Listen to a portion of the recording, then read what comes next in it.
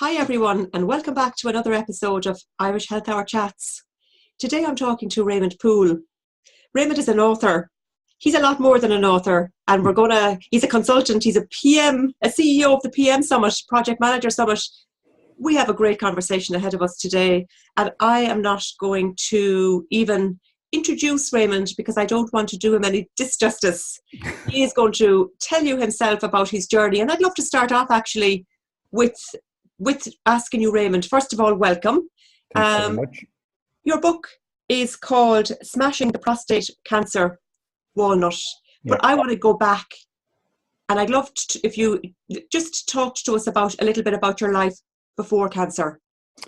Okay, so before cancer, I was heavily involved in project management, predominantly implementing project management control systems in global organizations for government bodies and private sectors, oil and gas and things like that. So it was very much dealing with people on an individual basis, because project management is really just all about people anyway. It's tools are one element, but it's really the people that input the data that's the important thing, you know.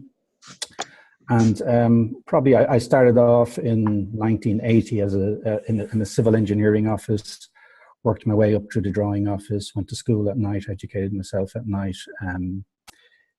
became a civil engineer, then went on and did some other courses, went to courses on how to train people, because that's more important than anything. Then I did an alternative dispute resolution course, which I did. I decided not to do a contractual one, but a civils one, because the concept was at the time I would do pro bono work for people in family disputes and things like that. That didn't materialize because we had the recession, so I had to go and work overseas. And then I did project management courses, and then I did a master's in project and program management, and I am where I am now. And probably if I go right back to the foundation, maybe the urge to get so much education was, as a young person, I didn't do very well in education. My school reports were full of lazy, could do better, doesn't engage, has potential but doesn't use his potential.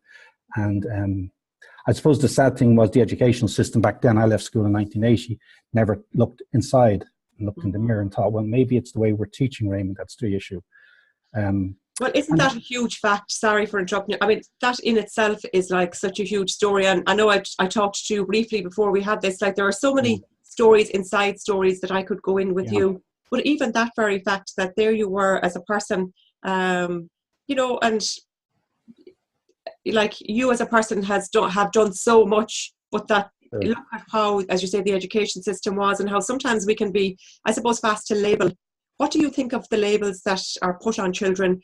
Do you think that, I suppose it's a very broad conversation, like I personally, as a mom of two boys who are extremely different, you know, I mean, my first son is a conformist. My second son sounds a little like yourself. He's very intelligent, but he doesn't fit in a box. Yeah, nor do I want to try and put him in a box. I don't think we should put people in boxes, though.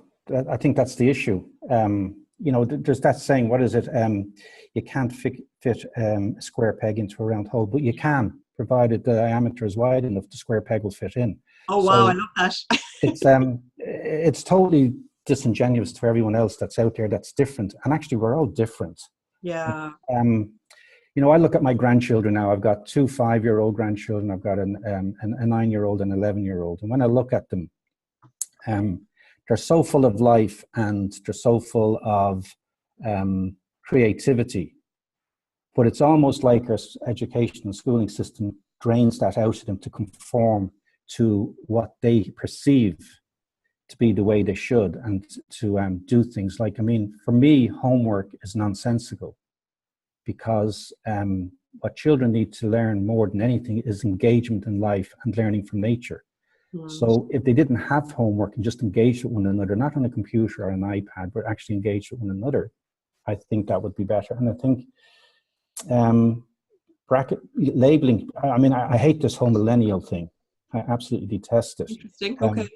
The way they talk about millennials as if they're lazy and they want everything handed to them. But yet, if you look at Irish society, there's been no other generation in the history of Ireland who was willing to get off their backsides and fly home to vote for referenda.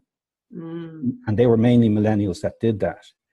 It's hard enough to get the ones, the baby boomers now, just to go out and vote, and they're living down the road from the polling booth. But the millennials get up off their rear end and they get on a flight, or they get on a boat, or they get on a train, they come and vote. So every generation is labeled by the generation that came before them with something. I mean, we all were, you know. So, I mean, that's just a labeling factor. I don't believe in labels. No, and I don't either. I always say when we label, we limit. Because I have a huge background, even my thing I've up here, it's about emotional intelligence with children, because I think, you know, we all have our stories in life, and a lot of them are how we perceive our environment when we're young. Sure. And I'm really, really conscious of that, raising two boys. I don't get it right all the time, but as long as I think the consciousness for me definitely is to, and like, I mean, there are some societal issues, I suppose, that I'd love to try and instill a more non-judgmental with my sons, so that they're actually forming their own opinions and not conforming to what society tells us we should do or shouldn't do. Yeah, I watched a program the other night, and it was called Insaia. I don't know if I'm pronouncing it right. Innsaei. It's an Icelandic word, and it means the river within. Oh. And it's about people connecting with their intuition and empathy. And how, you know, I did another course I did on the side was a business management course, and the person who was training the course had this great thing. He used to always say, go with your gut feeling. Never go wrong. And I believe that if you feel something is wrong, then don't do it. If you feel it's right, then do it. But if you do it and it goes wrong, don't beat yourself up over it, because you learn I think sometimes you learn more from failures than you do from successes. Because if you're continuously successful, you sometimes don't know why you're being successful. It's just success happening after success. But if you fail, you've learned a very valuable lesson. And it's the same when it comes to health as well. You know, you're not going to get through this life without having something, whether it's physical, mental, emotional, or whatever. We're all going to be hit with something. Yeah. But it's really about what you take from that. Now, I'm not saying at that point in time you're going to feel absolutely over the moon about it, but later on, you should be able to reflect back on that and say, well, you know, okay, that happened, but I got something from that. And I think if you can come out of life like that, you're doing okay, you know. I think that's fantastic, and that's exactly the way I live my life as well. And you know, you talk about that river within, and I really think that's sort of metaphorical for our emotions, because our river within is supposed to flow. Rivers are supposed to flow. They're not supposed to, well, not that they're not supposed to, but like water flows. When it's blocked, it doesn't flow, obviously, and our own emotional realm can be blocked. Anyway, I could talk to you about that all day, but we are here as well to really talk about your book, Smashing the Prostate Cancer Walnut. And, you know, even from what we spoke about so far, you have a great way of flipping something around and looking at it a different way. Now, I'm going to start, I suppose, with saying something that isn't the beginning of the journey, but this is just to sort of, you know, you took the fact that when the doctor told you that you had a 3-year journey ahead of you before you'd be cancer free, and you chose to look at that in a very humorous way as, well, at least they expect me to live for 3 years. Well, that's what I thought. I love that. Like your book, as I mentioned to you beforehand, I found this book a very emotional read, which surprised me in a lot of ways. I mean, obviously, cancer is something that we're all very conscious of, obviously, because I don't think there isn't any of us that doesn't know someone. But it's the way that your book is written. It really, really hits that inner river of emotions, I think, that we all have. So I mean, the way you've taken a serious issue and you've taken it with a humorous approach. So can we talk a little bit about your book and your journey with cancer? Sure. I mean, to be honest, it came out of nowhere. It wasn't something that I thought I had cancer. It was just every single year I've religiously gone to my GP to get my bloods done. And I've just done that every year since about my mid-40s or so. Get my liver, my heart, everything. Whatever you can get in the blood test, I just tell them to do it. And around probably my late 40s, I said to them, I read something about a PSA. Can you do that with my bloods? And my GP actually looked at me and said, you're a bit young to be getting a PSA done. And I said, well, if you have the blood, why don't we just do it? So he'd been doing it from when I was about 48 on. And then in June 2016, July 2016, he took bloods and he rang me up and he said, "Oh, your PSA's gone up a bit higher than we had anticipated. Would you come back in a month and we do it again?" And then it gone up again. And it was just one of those journeys that hit us, because there was no warning sign. There was no getting up in the middle of the night running to the bathroom. There was no blood in the urine. There was nothing to indicate I had cancer. Absolutely. If you hadn't had taken that step yourself towards having this check, would it have gone unnoticed then? Yeah, more than likely. Wow. And I mean, the terrible sad thing about it is every 45 minutes in the UK, a man dies of cancer from prostate cancer. You know, that means that in a year, 11,600 die. I mean, I joke about it in the book. I say that the EU are going to save 11,600 lives with Brexit because they won't be in the EU anymore. But that's just my dark humour side. I don't mean insult or anything to anyone. Of course, and it's not taken as that though. And then the thing is that like in Ireland alone, there's 3,300 diagnoses a year for prostate cancer. There's no campaign. I mean, this is where I really think men can learn so much from women. If you look at women's health issues and the way women fight, and they fight hard, and you know, fair play to Vicky Phelan and all those other women out there that are, I think they're tremendous. They're tremendous people supporting it. But if you look at men, like even when I talk to them, they don't want to hear about it. You know, prostate cancer. Oh, you know, it's just they can't cope with it. Even suicide. 8 out of 10 people who commit suicide are men. You know, every week in Ireland alone, 10 commit suicide, and 8 of those are men. Over 60% come from the construction industry. I mean, the numbers are frightening when you look at it. But yet, there's nothing ever on the television. There's no screening for and people say, well, PSA, and it isn't scientific. Like your PSA results, you could have a high reading and still not have prostate cancer, but it's an alert. Sure. You know, and if your mother had breast cancer, then as a son, you're more prone to getting prostate cancer, and people don't even know that.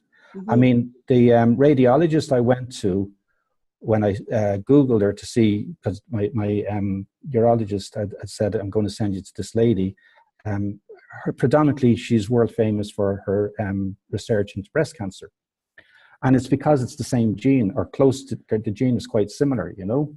So, it's just one of those things that it's under the floor and nobody wants to talk about it. And I just thought, you know, how will you get men to read about a book about prostate cancer? So the only way you could get it was to make it somewhat dark humor, and you know. And that is because you know, it's based around the voices in your head. Yeah. And in a dialogue, and it's such a way that it's like, it's hilarious. It is.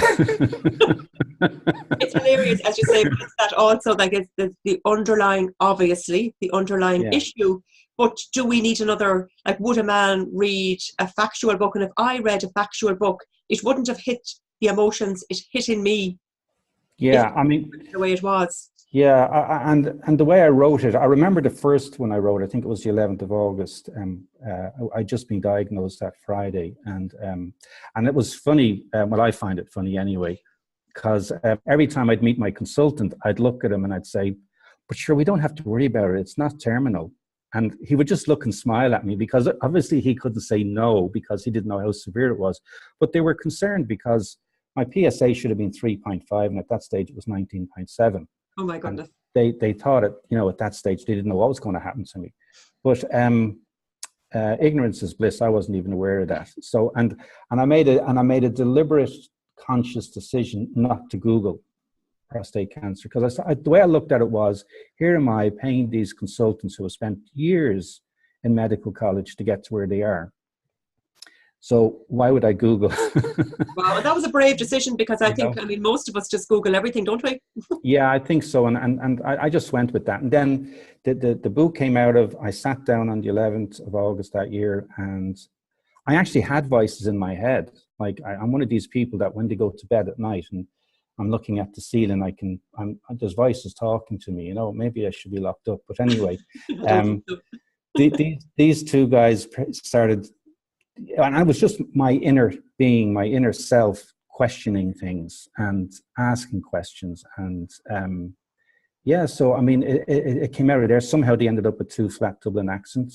Somehow they decided that they were going to plagiarize Roddy Dial and hope that he'd never find out. Yes, And, love that. you know, but as they say, Roddy Dial doesn't have the copyright to dialogue or duologue or anything, so we can all do it. But they don't have a pint. They go for a walk in the forest. Yeah, and even that, the fact that you know you never drank and smoke and all that, you say in the book as well, you know. Yeah. I mean, that's you know, people always think, oh, you're going to get cancer if you drink and smoke. And actually, I turned around to my consultant and I said, you know, I think I'm going to go down and have a cigarette and a pint. Yeah. And he said, I'll come with you. And you know, yeah. So, do you want to give us a little? A little bit of the dialogue? Do you want me to read something from it? Is it? Actually, yeah, I didn't ask you to do that, but like, yeah, I mean, I just think it's if you have the book there, that it would be it'd be nice for people to get maybe a little just taste of a few sentences, even, or you know, as I say, that's what I love, you know. Well, there's two things in it as well. There's I wouldn't call them poems because I wouldn't insult any poet and say I'm a well, there poet. is one that would be, oh my goodness. But there's one I wrote to my wife that sort of like I suppose an apology for being absent in her life, and then there's one I wrote on New Year's Eve. So maybe I'll read the one on New Year's Eve. If I New Year's Eve one is phenomenal. And literally, what happened was I woke up on New Year's Eve. And I had my iPad in my hand and I just started writing, and that's what came out of it. So that's the other thing about the dialogue or the book. Everything is written uncensored and unfiltered. In other words, it's written as my thoughts happen when I sit at the computer. And I may have been thinking about the dialogue prior, and I may have had one or two conversations in my head, and I'll try and, you know, but I've got this dreadful memory. Like, I'll say something and I'll forget in an hour's time what I said. So if I don't write it down, I don't get it. But it's raw and it's real, I think, you know, that's the essence of this book. It's just, as I just love that about it. It is real. It's a real book because it's coming directly from you, from your thoughts. Okay, so this one I wrote on New Year's Eve 2017, and it was basically, as I said, I woke up that morning, had it was about 7:30 in the morning, had the iPad in my hand, and I was looking at I was actually reading some passage from the book I'd written prior, and then I just started typing this out, and this is what came out of it anyway. Okay, so here it goes. I am not old, but yet my body is slowing me down. Momentarily passing glances in the mirror show someone else. The person I knew myself to be is past. My eyes deceive me as they look out from this vessel. The voices in my head sound familiarly youthful. I once shone brightly, now I glisten. Like an ember from the fire of light, I shot forth shining brightly, only to burn out and disappear into the darkness of death. My skin no longer fits me like a tight glove. Rather, the tightness and elasticity has faded. Now my skin lies loosely upon the frame of my aching bones as I sail the waves of the sea of life. I find myself cast overboard, being dragged to the depths of mediocrity, shackled by the insignificance of futile existence. Drowning in my self-pity, I see the reflection of what could have been, the life that should have been, but for the distraction of self-indulgence. As I pass, I no longer hear my name mentioned. Time will erase my futile existence from this life. Memories left behind will fade upon the passing of one generation. I lived for what? To do what? For whom? Am I truly alive or simply passing time to serve my master, death? Who am I to question the meaning of life? Is there a meaning to life? Is one life greater or lesser importance than another's? Is intelligence truly defined by academic ability? Is empathy not more important than scholarly musings? Has their surroundings and experiences defined what we've become? Where is the child within that was carefree, the child that skipped as they walked, the child who was hungry for knowledge, the child who cried openly, the child who laughed loudly, the child who gave love unconditionally. Am I already dead if that child has left me? Is my body simply an empty vessel of its former self? Am I consuming time, awaiting my final breath? But yet I am not dead. I know not whether I am old. I know not the hour nor the day of my demise. How then do I know if I am old? What is old? An age, a concept, a state, this life, this world, this hypocrisy we perform? We care for others only if they care for us. We rape the planet of its offerings to satisfy our self-indulgence. We kill one another in the name of a different gods, but yet they are one. We see wealth as monetary gain rather than the ability to care for others. Homeliness is the status quo as politicians play with our lives. Refugees are not welcomed as we forget our history. Children die to provide us with our trinkets. The blind eye is everywhere as ignorance is our defense. My life will be short-lived compared to the trees, but yet I feel I have lived long enough, but to what avail? If I do not improve the life of others, what difference is it how long I live? Now as my life passes momentarily before me, I see no value in its existence. Is it too late to change? Do I want to change? Why should I change? This life, nay, this existence is dragging me down. I'm consumed by the breath of ignorance within and without. Does death have to mean my non-existence? Rather, I kill off that indulgent self and reborn myself from its embers. Like the phoenix rises from the dirt to bring meaning back to life. Let me die this evening on this New Year's Eve of life. Tomorrow I will emerge a better person. Death will be my saving grace, as without I cannot be reborn. I welcome you to my bed tonight to release the shackles. No longer will I drown in my own self-indulgence. No longer will I exist for the merest sake of existence. Tomorrow will bring a new dawn to my life. One more chance to relieve my inner turmoil. One more chance to not fail my ideology. One more chance to breathe freely. Will you take this journey with me? Or shall we be clutched in one another's arms, sharing the breath of one another, watching our eyes slowly fade, feeling the grasp upon our bodies slip away, till death do us part, till the morning then, till our deaths beat as one, slowly, slowly, stillness submits. That's it. Wow. So you can see my wife has a great life.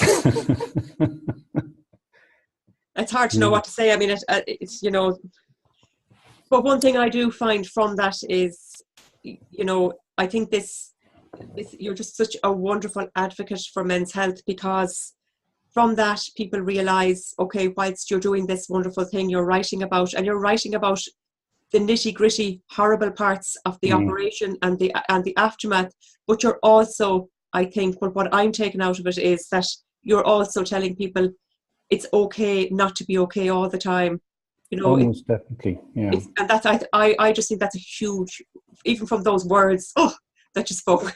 Yeah, well, that's a first. I've never read it out loud. I read something from my wife. I don't know whether it was the poem I wrote to her in it or something, but so that's a very strange thing for me. I can write with no problem, but ask me to read what I've written out loud, and I usually just don't go there.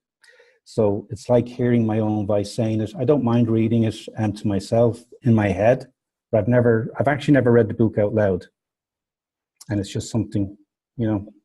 Well, that's fantastic. And I'm delighted that you did read it out loud, because I think I just went, you know, it just, because it's just that bit that it's okay. And that, I think, is something that is that, it's not just men that don't talk about their health issues at times, you know, but like for men's health, I'm a really big advocate, having boys myself, that boys do have issues.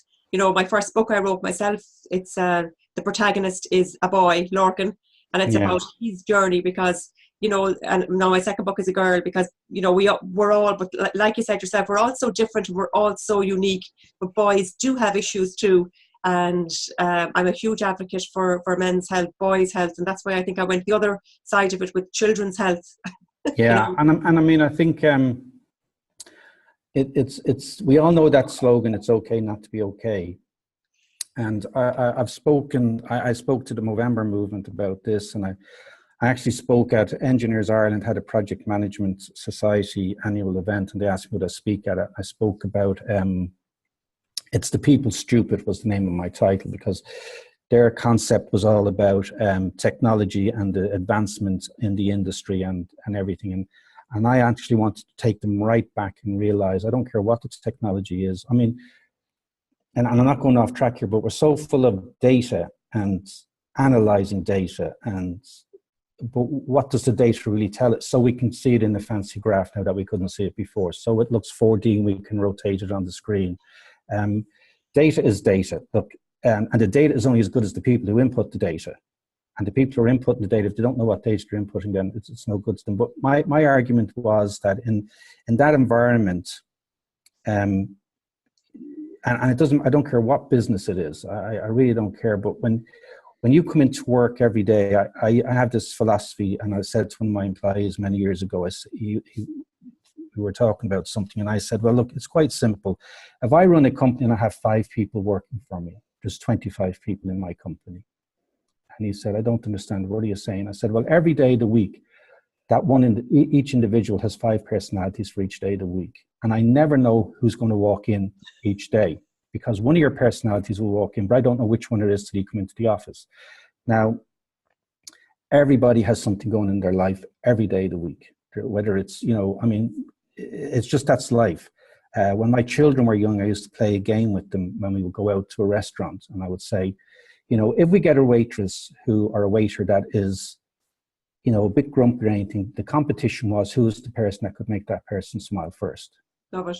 And, because I always say, if you meet someone at a till or in a shop or something and they're a bit rude, instead of complaining about rude, have a thought about why are they rude? Did their child get sick that morning? Did their dog die? Did their mother fall ill? Did their parents, what happened? Something happens that by choice, we don't wake up in the morning in a bad mood. No one chooses to be in a bad mood. Things happen. And sometimes people don't have the armory to help them cope with what's happened to them. Now, it can be for many reasons. It can be that maybe they've lived a sheltered life, that this is the first major event that's happened to them in their life. I mean, I was thinking about it this morning coming in about our talk, and I was thinking about, I mean, if I was to categorize my life and what happened in my life, Hollywood wouldn't get to make the movie because they wouldn't believe it was a truthful story. Because just, if you take it from early on, I was born prematurely back in 1962, which baby shouldn't have been. My mother shouldn't have had me because she was ill, and they told her she died if she had a second baby. So I was born with jaundice or something. I had dyslexia. No one knew I was dyslexic. I had ASD. I didn't know that till recently. I was sexually abused as a child. Parents didn't know that. So you go right up through adulthood and everything else that happened. Bullied as a child. My wife had a miscarriage. So you add all those elements together, and that's what makes me who I am. So I'm not saying that I'm delighted that I was born with dyslexia, or that I was abused, or that we had a miscarriage or anything. But I mean, that's what life's dished me. So I've got to figure out how to cope with that. Yeah, our stories have weaved, like that's exactly, you're talking my talk. Our stories have made us, they're the very fabric that make us who we are now. Exactly. And, if you're not okay, that is actually okay. But here's the thing. So many people say it's okay not to be okay. And I did this at that conference. I actually made that statement. And then I looked at the people in the audience, and I walked over to someone and I said to them, I'm not okay today. And I said, what's your comeback to that? Because if you're going to say that statement, it's okay not to be okay, you better know what the next sentence is. And, I think we owe it to everyone that we sometimes when someone says to you, I'm not okay, the next sentence out of your breath or out of your head is nothing. Just look at them sympathetically and let them continue, because normally what they want to do is unload. So that old saying, we're born with 2 ears and 1 mouth for a reason. So use it. You know, listen to what they're saying. You don't have to have the solution. It's not about having a solution. It's about listening to them and maybe just being in the moment with them. And I don't mean, you know, texting, or like so many people, when you talk to them in the middle of a conversation, they'll answer a phone, or they'll text someone, or they'll hit like on a Facebook page, or there's so much distraction going on in life at the moment. It's unreal. And I'm not becoming an old grumpy git in my old age. No, you're talking about in the present moment. Yeah, you know, I mean, just be present. And I mean, that's you know, that's something I think very few people are at the moment. They're not present. You know, they're so tied up with everything else. And isn't it funny that in today's society, we'll go out and have a meal, and we'll photograph the meal, we'll send it to lots of people, and we're looking at the phone to see how many like the meal that you're sitting eating with, and you're conversing with people who are so-called friends who aren't sitting around the table with you. And the likelihood is, if you're out with 6 or 7 people or 8 people, there's about 60% of that group is also conversing with other people that are at the table, rather than everybody putting their phone away and saying, I'm here, we're out tonight, let's sit and talk. You know, and if we just sat and talk, I think a lot of our issues, I'm not saying we'd resolve it, but I mean, we'd learn how to communicate better. You know, I mean, that's one of the things I love, I adore about women. And I've been all over the world, and I've worked in different places. I've worked in Azerbaijan, I've worked in South Africa, I've worked in America, I've worked with different nationalities all over the world. And one of the things you will find, no matter where you go in the world, if I go out with my wife to have a lunch or a meal, and I look around, and I do this all the time, I just say to her, just look around the room, and I can guarantee you 80% of the people in that restaurant will be women having lunch with women. And where are all the men? You know, and during that lunch, women will talk about their innermost feelings, they'll talk about their problems, they'll solve politics, they'll solve world hunger, but you know what I mean, they'll have that conversation.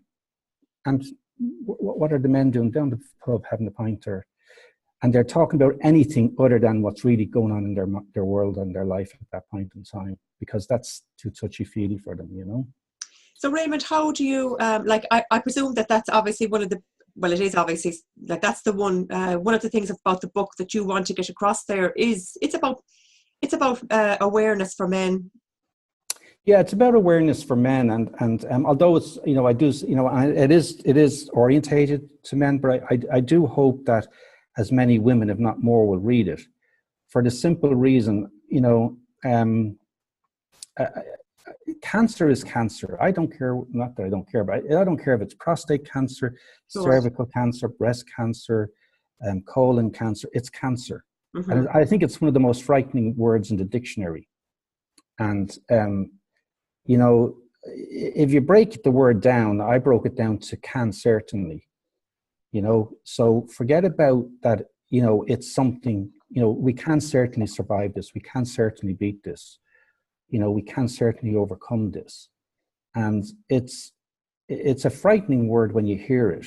And the purpose of the book is really there's a number of things. The first one is, it was therapeutic for me. Sure. That was really the essence of that book. That book started off with just a few blogs, and someone said to me, there's a book in there somewhere. And I said, you got to be joking. So I then put it in the book. The second thing is, it's to bring awareness to men's health. And I think more than just cancer, I know it's called Smashing the Prostate Cancer Walnut, but it's also about a mental health journey, an emotional journey, and a physical journey. And it's about that. And if you take that and then you look at it globally, it doesn't really matter what gender you are, because, you know, if God forbid my wife was to get breast cancer, I think the emotional journey wouldn't be any different to the prostate journey. Sure. You know, and, you know, I'm not trying to scare men. All I'm trying to say is, well, one, I've survived it, so you can survive it. There is life after it. And every single person's journey is different. So I don't want anyone to read it and think, oh, this is the template of what prostate cancer is, and this is what it's going to do to you. No, it's not. My journey is my journey because of who I am. and Sure. because of the life I've lived up to that point. There were certain things that happened in my youth that impacted me as, I'll give you an example, okay? And this is the best example I can give you. And I joke about it in the book. So does Ed. And I when the urologist nurse talked to me, she said, Ed. And I looked at Celine and I said, who the hell is Ed? And she looked and she says, no, erectile dysfunction. And I said, oh, right. And then she went on about just two things. You either get a pump or you get an injection. And then she said, but don't worry, it's only a small prick with the needle or the injection. Then I, of course, made a joke out of that. But that doesn't necessarily mean that every single man who has prostate cancer is going to have ED. Sure. Okay? Because their cancer mightn't be as severe as my cancer.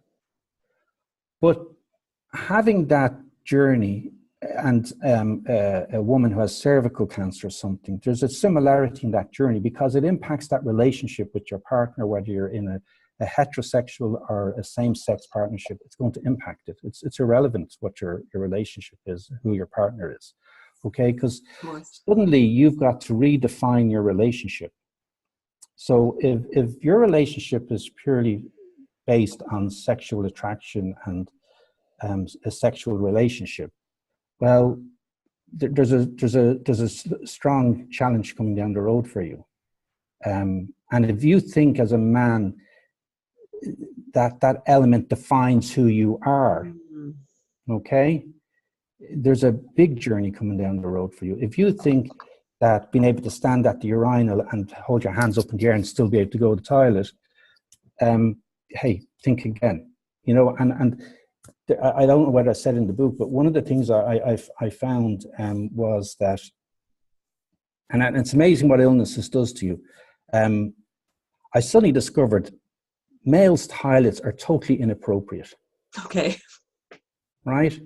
When you have prostate cancer, and I'm sure there's other illnesses that you can have that men would have, there's no sanitary bin in a man's cubicle or in a man's toilet. So for a period of time there, I had to go out whenever I was going out with a little, almost as if I was bringing a baby with me, with a little bag and my nappy sack in it and my pad in it and everything else. And then I'd have to put that into my bag because there was no bin in the men's toilet that I could put that into. No privacy, okay? And then the other thing is, which I really detest and deplore, is that men, go stand at the urinal if you're not going to, don't go stand in a cubicle, because when you've got prostate cancer and you've got to change, you've actually got to, particularly in my case, you're wearing a nappy for a period of time, you've actually got to take your trousers and your shoes off and everything. Now, when the floor is soaking wet, it's not the best place in the world to be doing it.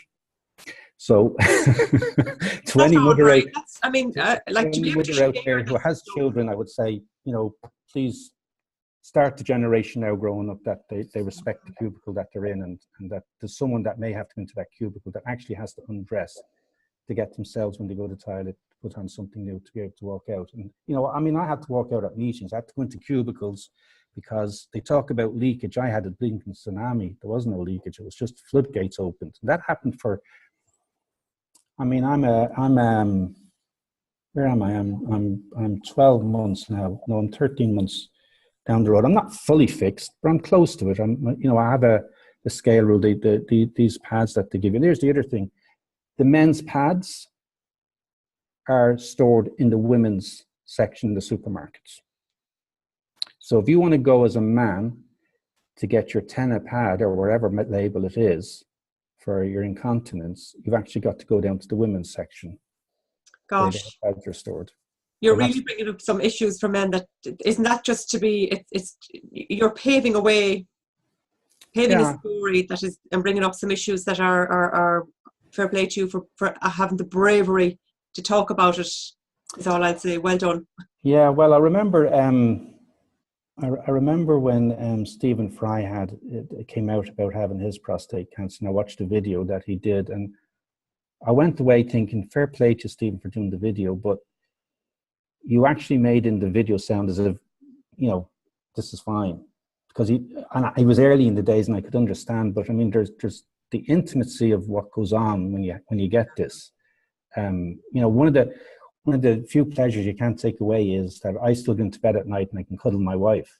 That's spooning, we call it. But that's one of the things you can never take away, no matter what's happened to you. But you've just got to redefine what that relationship is, because that relationship is on a journey now, and Sure. it has to be a strong relationship. I mean, I think it was I read a tweet or something, or saw something, and I don't want to misquote her. I think it was Vicky Finn or somewhere. I wrote that the amount of relationships that break down when women get cervical cancer is quite large, and I wouldn't be surprised if there's a similar thing going on with prostate cancer, because, and it could be from the male perspective as well, particularly if you're not, can you imagine if you're not in a relationship and you get prostate cancer? Mm-hmm. What relationship are you going to form then with your partner for the rest of your life? If it's because look, I was 54 when I got it. So young. There's men in their 40s getting it, being diagnosed with it, and I was so fortunate I say in the book as well, I was so fortunate that I actually, you hear about the biopsies now, I got over 25, 30 biopsies done in December 16 and no cancer. And the only saving grace for me was I got sepsis from that examination. And I ended up in hospital 2 days later, struggling to try and get rid of an infection. Now, if I hadn't got sepsis, I wouldn't have known I had severe prostate cancer, because the biopsies all said I had nothing wrong with me. Wow. That's incredible, isn't it? Yeah. I don't know, incredible isn't the right word, but it's scary in a lot of ways as well.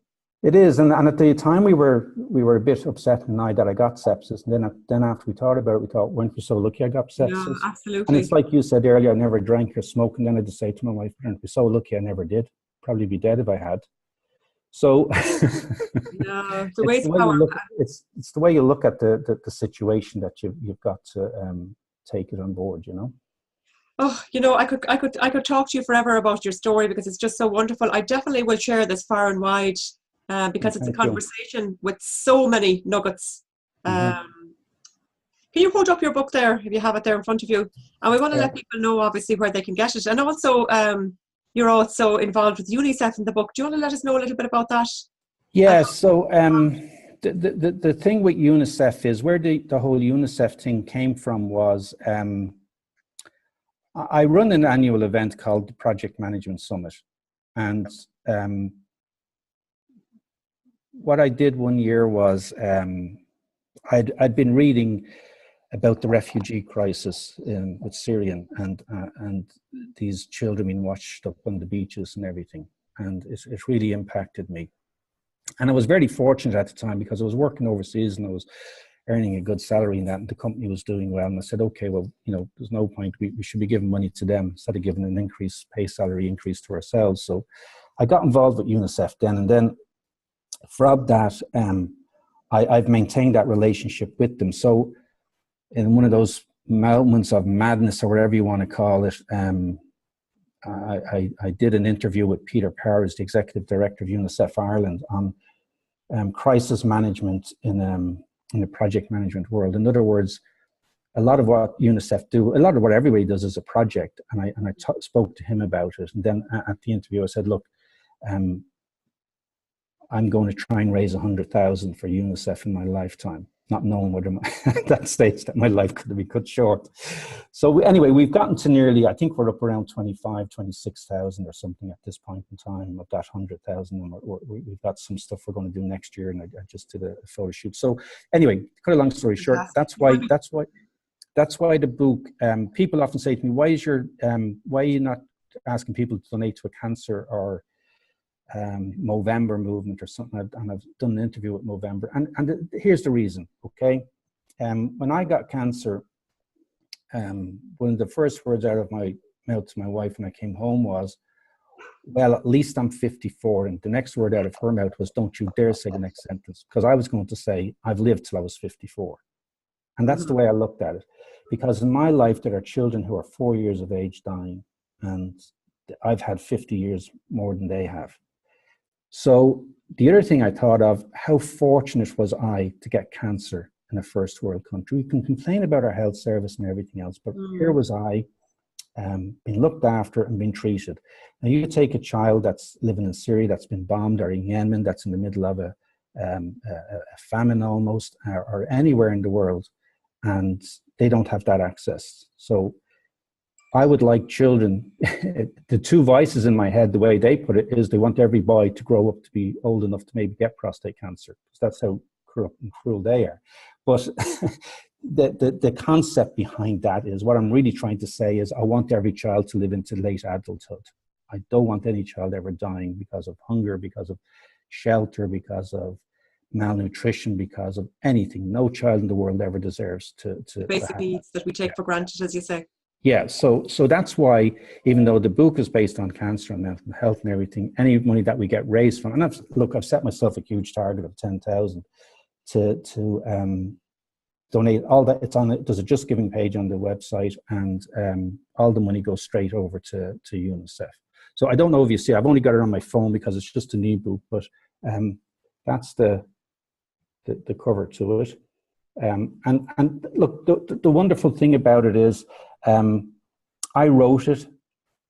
I put feelers out there and asked my nephew is a photographer, so he did the cover page. I went out on LinkedIn and said, is there a graphic illustrator willing to do pro bono work for this book? And this amazing guy, an Irish guy now living in Portugal, Carl Smith was his name. He said, I'll do your illustrations. And he did some absolutely fantastic illustrations in it. In fact, one of the best illustrations, if I can find it here in the book, and he only read the book. We didn't talk actually on the phone or anything, but he read the book, and he came up with the illustrations, and I thought they were powerful. And then another friend, his wife got involved in doing editing it, and so there's an illustration from the thing, and to me, when I saw that illustration, it brought tears to my eyes, because that's exactly how I felt having a shower. Yeah. You know, I talk in the book, and I know I've written it somewhere before about you'll go to bed at night and dry tears pouring down my face and silent cries in the darkness of the night. And that's how I felt. Like, I was so overwhelmed at that point in time that if I was, and I think I call it the emotionally constipated Irish male, that there were no tears coming out, but if there were, they would have been soaked in the pillow, but they were dry tears, and there was no sound coming out of my mouth, but yet I was screaming the house down in anger, you know? Yeah. So that's why it's going to UNICEF, and look, I think they need every penny they can get, you know. I just took that down. I think that's wonderful. Emotionally constipated Irish male. I just wrote that down as just a little because you know, it's when we do tags and all this for, you know, to really define who this story should be. I hate the word should, but I think in this case, who needs to hear this story, let's say. Yes, it's everyone. I think women definitely will do very well. Anyone can read this book, obviously. But I think to jokingly, you know, you can bring humor. Your book is humorous. So to bring a little bit of humor into it, I think that's even a great headline. You know, every emotionally constipated Irish male should read this. It's not degrading. Because man will laugh at that, because they, you know, if they're aware enough and conscious enough. I just think that the way you describe things is just so wonderful. And I mean, that's the thing in the book. There's so I suppose you could take the book, and I do say that at the very beginning. You know, it's. I'm not saying that it's not politically correct, but I suppose if you wanted, some people could be offended by it. I mean, I talk about the two lads, and they go for their walk, and they say, you know, well, who are we? And he says, no, there's no names or anything. We're not being given names. And then the next guy says, well, okay, that's fine. He says, we've just got to be frank and honest. And the next guy says, well, fuck that. He says, I thought you said we're not being no names, not being any of these fancy South African names that he got when he was over there. And that's the way the book is written. It's just pure humor. There's definitely not meant to be offense made to anyone. And you're right, men need to read it more than women. And equally, and this thing that you got to realize: for every man that there is, there has to be a woman. Mm-hmm. Because there had to be a mother, there may be a sister, there may be a niece, there may be an aunt, there may be a grandmother, there may be someone out there. And what is it they say now? One in every two people at some stage their life will be impacted with cancer. Mm-hmm. You know, so my wife looked at me the other night and said, "Well, that's okay, you've had it." I'm good to go. Oh, you're. I have to say, you sound like a great couple that way. That comes across in the book as well.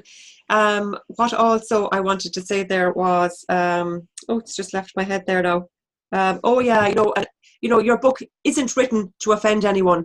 No. I think that the only people that our stories get triggered by is someone that really needs to hear it.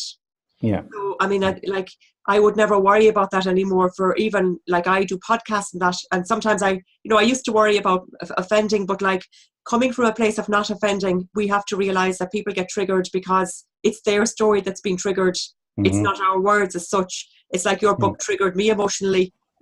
We get triggered by other people's words, but they're triggering something in us that we could do well to look at maybe. Definitely. Raymond, oh my goodness, all I can say is well done. I wish you the best of luck with getting this book out there to as many people as possible. And I'll definitely be sharing it far and wide, as I say. And also really letting people know that it's that UNICEF are so involved, that it's great to have expanded on that story with you. Is there anything else you'd like to leave us with before we end the conversation that we might have touched on or anything? No, I think that's we got through just about everything. If you want, I can read. Let me just see if I have it here. Let me just explain, because I sort of touched on it there for a minute at the end. Where is it? And I just get this bit. That's okay. I know. I'm going to read it again as well. I think it's a book sometimes that you could dip in and out of as well. It is. It's each chapter has its own story to it, because it's at a different stage about it. Sure. So yeah. So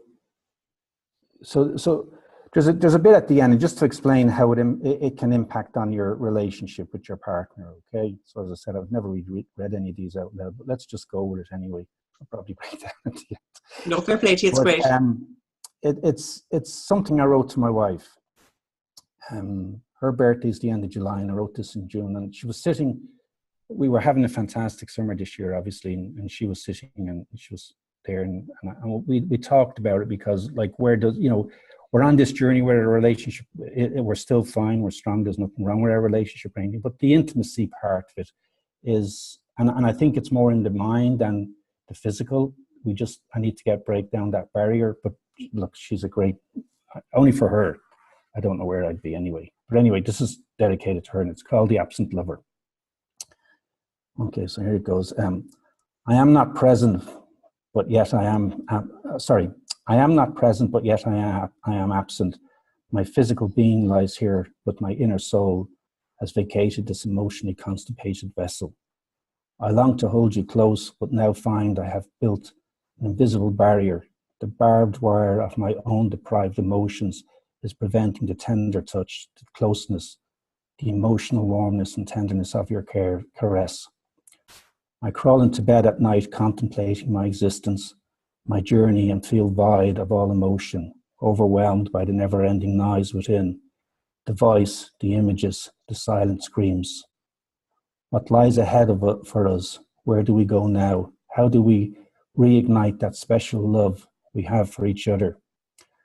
When will this all end? How can we survive this intrusion, this mistress that has entered our relationship, the unwanted third party? I am coping, but yet I am not. I've neglected you for the sake of gathering my own sanity, but to what price? We speak, you listen, you comfort me, but I am on the outside just observing. When will I be present again? So many questions and so few answers. Kind words, glances, nods of acknowledgements, text, messages. They don't replace the emptiness I feel. the abandonment of my life, the war raging inside. The battles are easily won, but the war is harder to overcome. Writing is the easiest bit. The words flow, the letters dance amongst the sheets and collide with a meaningful sentence, but yet they are oh so hard to say aloud. To admit to oneself how you truly feel, to hear those words aloud, that's the torture deep down within. How dare the world continue? Does it not realize the suffering contained within? Does it not hear the silent, deep-throated squeals for help, the utter deprivation of humanity as we suffer with dry tears streaming down our faces, so many suffering, so few listening? To listen, that is the thing, the art, to keep one's mouth shut and to stay within the moment, the conversation, but it's oh so hard to listen, so much easier to speak and fill the silent void of incompatible sympathetic nonsense. This life, this debt we must pay to the paymaster for something we never sought. Who are they to say who should suffer? The so-called all-caring, loving vapors of influential tormentors. Who gave them the right to righteousness? Who are they to say what sin is and what life should bend? Close the door, leave the knives outside, breathe slowly, and release the angst of the inner turmoil. I shall return one day, be present once more in your bed. Be the person you fell in love with, the partner you deserve. For now, I am the absent lover. That's it. Oh, good note to end on, huh? But I mean, you know, that's the reality of it. As I said, I don't claim to be a writer. I don't claim to be a poet. I just claim to be someone who puts words on paper. And if they touch even one person, well, then I've done my job. I think you have, and I don't even know what to say after that. I think it's best to leave on that wonderful note, because you are a poet and you don't know it. Yeah, there you go. But I mean, those words are just so touching. They're just so touching. There's no words to explain your words. They say that the essence of your words says enough. Oh, thank you very much. Here, I think, on this call. All right, Dolores. Well, have a good day. Well done, Raymond. As I say, delighted. I just think you're such a wonderful advocate. I hope you realise the good work you're doing. I hope you do, really. And we're going to help you definitely share the word more and recommend your book to as many people as possible, obviously, that, especially men. So thanks so much again, Raymond, for coming on and sharing your story with us. Well, thank you for inviting me. It was good talking to you. It was fantastic. Thank you. Okay, thank you.